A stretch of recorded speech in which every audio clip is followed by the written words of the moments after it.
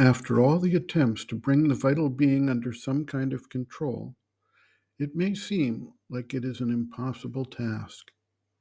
The vital has its fixed habits of fulfillment and satisfaction and tends generally to want to continue its normal modes of action. It is, however, not a thankless task, and there are solutions. We can see the potential when we look at the methods used to obtain willing cooperation from others, as well as from the animal kingdom.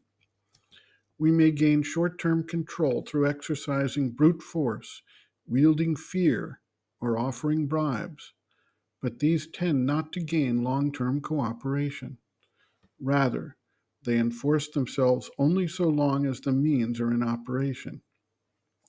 We see, however, that loyalty, goodwill, cooperation, and joyful participation result when there is a serious effort made to make that effort one of mutual agreement and mutual benefit. This can be done through educating the vital, refining its impulses, redirecting its focus, and showing it that there are sources of energy and fulfillment available through the process. It can be done by showing the vital the way to even greater fulfillments than it has historically experienced in its traditional modes of action. It can be developed through experiential results that provide incentive to the vital to adapt and revise its way of reacting to life and its opportunities.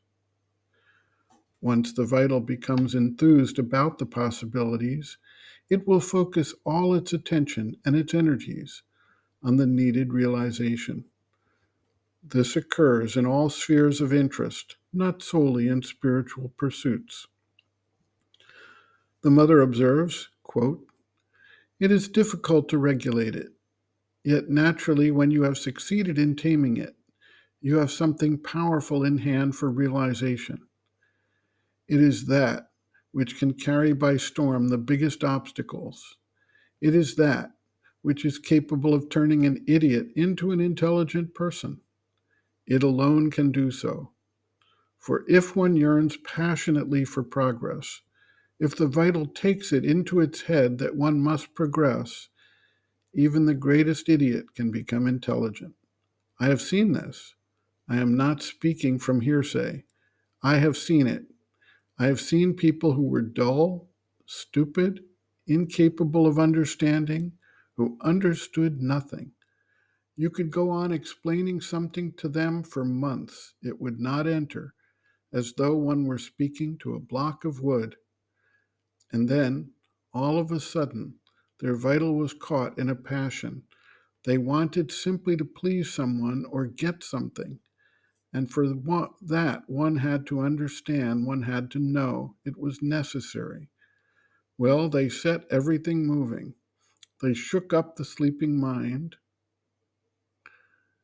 They poured energy into all the corners where there was none. And they understood. They became intelligent. I knew someone who knew nothing practically, understood nothing, and who, when the mind started moving and the passion for progress took possession of him, began to write wonderful things. I have them with me. And when the movement withdrew, when the vital went on strike, for sometimes it went on strike and withdrew, the person became once again absolutely dull. Naturally, it is very difficult to establish a constant contact between the most external physical consciousness and the psychic consciousness. And oh, the physical consciousness has plenty of goodwill. It is very regular. It takes a great deal, but it is slow and heavy. It takes long. It is difficult to move it.